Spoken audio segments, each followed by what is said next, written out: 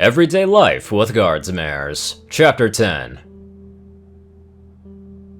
Artemis Sparkshower had just experienced a rude awakening to the reality of social life in Canterlot and Equestria as a whole. It was after midnight, and Corporal Honor Bound had left the specialist's room a few minutes ago. The paltry few letters that she'd received from Huckleberry Pudding, her cult friend, were feeling even paltrier than usual. She felt a compulsion to sit down at her desk and read them over one more time. But if she did that, she'd probably wind up working herself to tears all over again. And the time for tears had passed, because Artemis had an apology to deliver. At least if she wanted to get a decent night's sleep that night anyways. With newfound purpose and energy, she got off the bed and finished removing her dress, gently laying it on the bed for now. She took a deep breath. Yeah, you can do this. Quietly leaving her room, Artemis walked 2 steps over to Glamour Spear's door. She knocked twice. Nothing happened. On the other side of the common room, Artemis could hear Corporal Honor Bound in the washroom, brushing her teeth. Moments passed. From inside Glamour Spear's room, Artemis heard a loud metallic squeak that slowly trailed off. Come in. Her voice was flat, and her speech was slow. Pressing on the handle, Artemis quietly pushed open the door. Glamour Spear was sitting in a swivel chair in front of her writing desk. Her head was hung low as she sat slumped over in the chair, a glum look on her face and her forehooves on the seat in front of her. Without glancing up at Artemis, she reached out one of her hind legs and pushed against the desk, sending her into a slow spin. The chair squeaked loudly as she turned around one more time. Artemis shut the door behind her and took another step in. Is it okay if we talk? Lily Glamour Spear shrugged and slowly kicked out her hoof again, spinning the chair once more, yielding another squeak. I wanted to apologize for what I called you earlier. Again, the swivel chair slowly creaked to a stop. Glamour Spear lifted her eyes up to look at Sparkshower, although she kept her head pointed down. I'm sorry. You're not what I said that you were.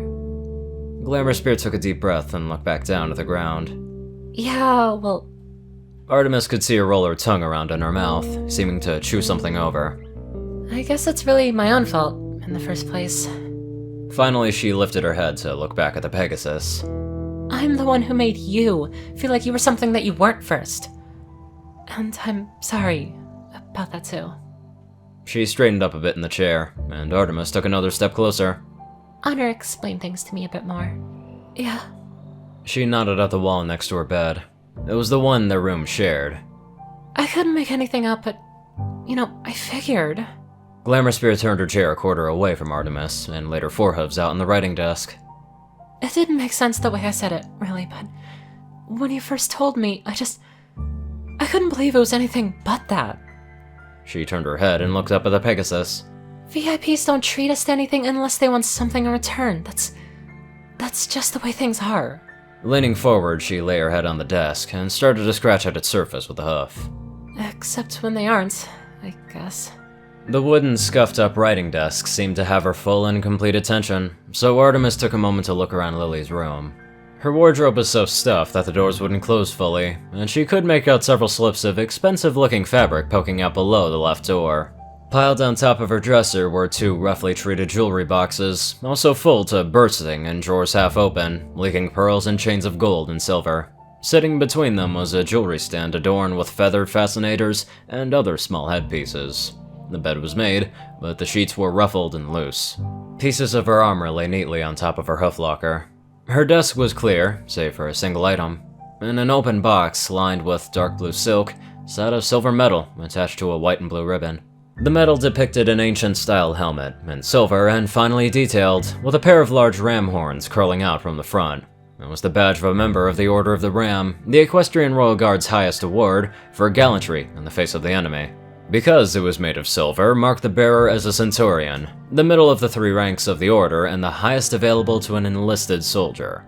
It was hard for Artemis to reconcile the kind of bravery needed to earn that medal with the dejected pony that sat before her. Suddenly, as if she had at last come to some kind of realization, Glamour Spear snapped back up in her chair and swiveled it to face her again. Let's make a deal, Sparkshower. A deal? She motioned for the Pegasus to come over, so she stepped up to her chair. It's simple. We each promise each other never again to make the other pony feel like there's something that they're not. Glamour Spear held out her hoof. What do you say? Artemis smiled and reached out her own. Deal. Shaking hooves, the unicorn started to smile again. Great! Then we're friends again, okay? That's good. Yeah, we are. Glamour Spear nodded, satisfied. Cool. Since we're friends, I'm gonna let you know that my first name is Lily, and you can use that all you want. Artemis couldn't help but file a new and more complete mental note about her. It was the recon training, Specialist Lily Glamour Spear, 14E Air Defense, Unicorn Centurion of the Order of the Ram. French pink coat, teal and cyan mane, teal eyes, and her cutie mark now made sense. It was a glittering green spear tip with a lily blossom at the base. Mine's Artemis. Pleased to meet you, Artemis, but I might still call you Sparks, if that's okay with you. Sure, I like that nickname. As the two specialists shook hooves on the first name basis, the misery of the past hour was washed away. Yet something still nagged at the back of Artemis's mind, a curiosity that she couldn't quite suppress. We can still talk about things, though, right? These kind of things, I mean. Glamour Spear shrugged her shoulders and scrunched up her mouth in a wry expression. As long as we don't break the deal, then sure. She pushed against the desk once more to spin her chair, but this time she hopped out as it came around full circle, winding up almost uncomfortably right in front of Artemis. Why? You curious? A little bit. I mean, Honor filled in some of the gaps, but not everything. Okay, but if we're going into that, I want to know how I got tonight so wrong. So how about a little quid pro quo? That was only fair. And sometimes you could learn more from questions than you could from answers. Alright, you ask first. Glamour Spear smiled at her. Oh, ain't you sweet, Sparks. She playfully pawed at her shoulder. Buck, I really read you wrong, didn't I? Anyways, tell me how Anonymous asked you to go out to the theater with him. Was it just you and him? Artemis shook her head. No, the Chancellor was with him, and so was the Chancellor's bodyguard. Actually, going out was the Chancellor's idea. He accused Anonymous of not having left the castle since he became the Royal Engineer. It was Glamour Spear's turn to scrunch up her face and shake her head. Oh, see, that's a big tell right there. Your usual Salt Lake types go out every weekend at the very least, and if not, every night of the week. Or at least to his favorite Gentle Ponies club. But when did he ask you to wear a dress and sit next to him? She instantly recalled the details of the conversation. Well, the Chancellor brought up that he'd want to get a box so not as to appear overly ostentatious, and then I explained to him a guard's pony's place in a regular show. And he said that it was ridiculous for me to be so far away and not even get to enjoy the performance.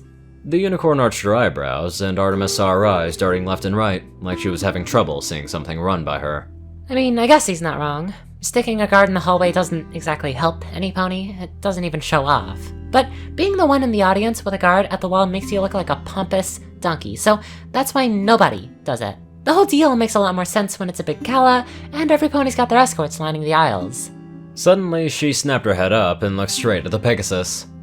Wait, the Chancellor was there? When he asked you out? Wow, that must have been awkward. She forced out a laugh.